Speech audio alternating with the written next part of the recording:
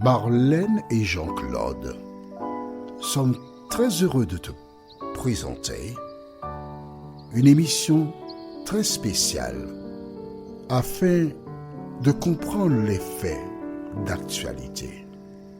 Merci pour ta fidélité. Merci d'être encore là, au pied du Seigneur, pour entendre et comprendre sa parole. Aujourd'hui, notre thème est les exterminés. Et nous lirons dans le livre de Genèse chapitre 17, versets 13 et 14. Les exterminés. Avant d'aborder ce thème, prions. Notre Seigneur et notre Dieu, merci pour la parole. Merci de nous éclairer. Merci de nous diriger dans toute la vérité. Cet esprit, alors que nous nous apprêtons à lire à nouveau, de nous conduire dans toute la vérité. Fortifie-nous. Nous t'avons prié au nom de Jésus et pour ta gloire éternelle. Amen. Pour bien comprendre le thème du jour, nous allons lire dans Genèse chapitre 17. Et nous lirons surtout à partir du verset 9. C'est bon? Allons-y. Dieu dit à Abraham, « Toi, tu garderas mon alliance. Toi et tes descendants après toi, selon leur génération. C'est ici mon alliance que vous garderez entre moi et vous, et ta postérité après toi. Tout mâle parmi vous sera circoncis. Vous vous circoncirez, et ce sera un signe d'alliance entre moi et vous. À l'âge de 8 jours, tout mâle parmi vous sera circoncis, selon vos générations, qu'il soit né dans la maison ou qu'il soit acquis à prix d'argent de tout fils d'étranger sans appartenir à ta race. On devra circoncire celui qui est né dans la maison et celui qui est acquis à prix d'argent, et mon alliance sera dans votre chair une alliance perpétuelle. Sans fin, ça veut dire. Est-ce que c'est clair pour toi? Une alliance perpétuelle. Verset 14. Un mâle incirconcis qui n'aura pas été circoncis dans sa chair sera exterminé du milieu de son peuple. Il aura violé mon alliance. Waouh! C'est quelque chose, hein? Je relis pour toi, verset 14. Je suis obligé puisque tu n'as pas ta Bible dans ta main. Si tu avais ta Bible, je n'aurais pas relu, on aurait gagné du temps. Alors fais un effort. Prends l'habitude d'avoir la Bible pour lire en même temps que moi, verset 14. Un mâle incirconcis qui n'aura pas été circoncis dans sa chair sera exterminé du milieu de son peuple. Il aura violé mon alliance. Waouh! Comment est-ce possible? Alors, je rappelle que la circoncision consiste à enlever le gland, pas le gland, la peau qui recouvre le gland. D'accord? Et je me suis toujours posé la question et je demanderai à Dieu pourquoi. En fait, que se passe-t-il? Le gland, c'est la partie debout du sexe de l'homme. Et il y a une peau qui recouvre. Et la circoncision consiste à enlever cette peau-là. Il y a une question qui a germé dans mon cerveau. Je n'ai pas encore eu le temps pour faire des recherches, mais dans ce cas, pourquoi Dieu a-t-il permis que le petit garçon ait la peau qui recouvre le gland? Il n'avait que, dès l'origine, ne pas mettre cela. Comme ça, il n'y a pas eu de problème. Que penses-tu? Ça ne t'est jamais venu à l'esprit cette question? Moi, j'aime comprendre ce que je lis. Et quand je ne comprends pas, je n'ai pas de réponse dans le domaine biblique, je me console et contente de cette parole qui dit « Les choses cachées sont à Dieu et les choses révélées aux hommes. » D'accord? Mais la question est venue, mais je n'ai pas pour autant martyrisé mon cerveau pour chercher et trouver des réponses, non. Mais Dieu a fait les choses ainsi.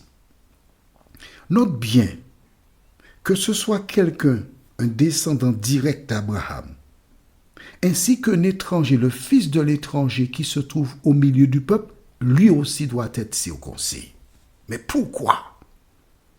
Et s'il n'est pas circoncis, il sera exterminé. Alors, quand j'ai lu ce verset, je me suis posé la question, mais comment fait-on pour exterminer la personne? Verset 14, je lis à nouveau pour toi. Un mâle incirconcis qui n'aura pas été donc circoncis dans sa chair sera exterminé du milieu de son peuple. Il aura violé mon alliance. Comment fait-on pour l'exterminer? Tu penses bien qu'à l'époque, les enfants d'Israël n'avaient pas de camp de nudisme. C'est-à-dire qu'ils ne marchaient pas avec le sexe à l'air. Non. Ils étaient vêtus. À aucun moment, on n'a jamais vu un verset de la Bible indiquant que les hommes marchaient sans sous-vêtements ni vêtements. Ils ont toujours été vêtus. Donc, on ne peut pas savoir qui est circoncis et qui ne l'est pas. Tu es d'accord avec moi? Mais comment fera-t-on pour exterminer? Dis-moi. Quand les enfants d'Israël sont sortis d'Égypte, ils étaient des milliers. Comment pouvait-on savoir qui est circoncis et qui ne l'est pas? Alors, quand il dit « cette personne sera exterminée », ça peut vouloir dire, je dis bien ça peut vouloir dire aussi que du haut des cieux, Dieu voit quand une personne n'est pas circoncis. Et du haut des cieux, il peut enlever le souffle de vie à cette personne et l'exterminer. Ainsi, elle est tuée, exclue du peuple.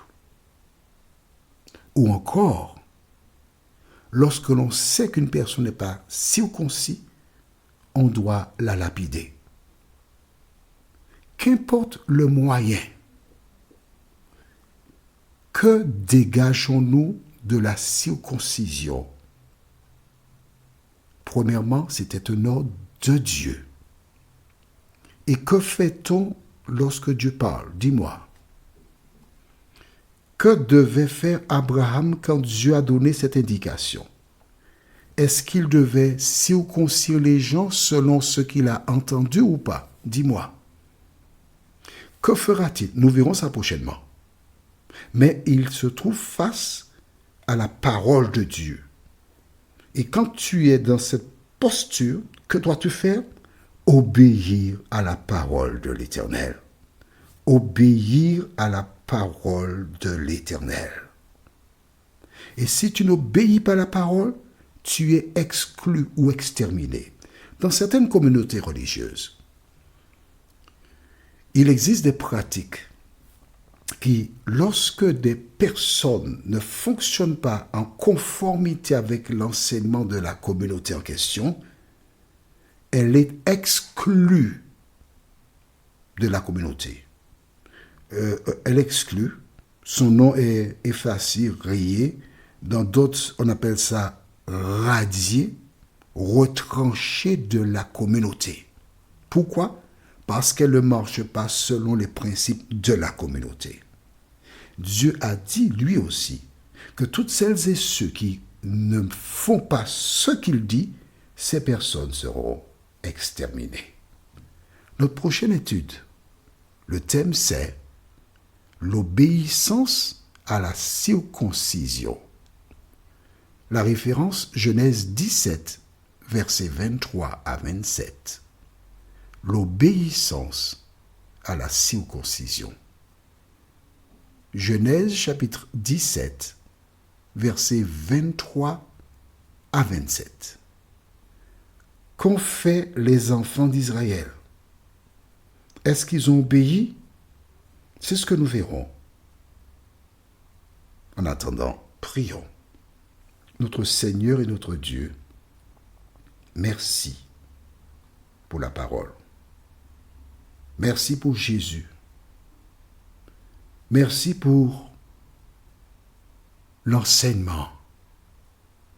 Et aide-nous jour après jour, Seigneur, à cesser d'appliquer nos perceptions, mais d'obéir à la parole. Cet esprit, nous te remercions de nous avoir accompagnés. Nous t'avons prié, non pas parce que nous en sommes dignes, mais c'est au nom de Jésus et pour ta gloire éternelle. Amen. Que l'Éternel continue de te bénir et il me tarde de te retrouver. Nous sommes parvenus au terme de notre réflexion. Si d'aventure tu as une question, il te suffit d'envoyer un message par le biais de WhatsApp au numéro suivant, plus 596 696 88 93 93. Et alors Jean-Claude, moi, je me ferai un réel plaisir de répondre à ta question.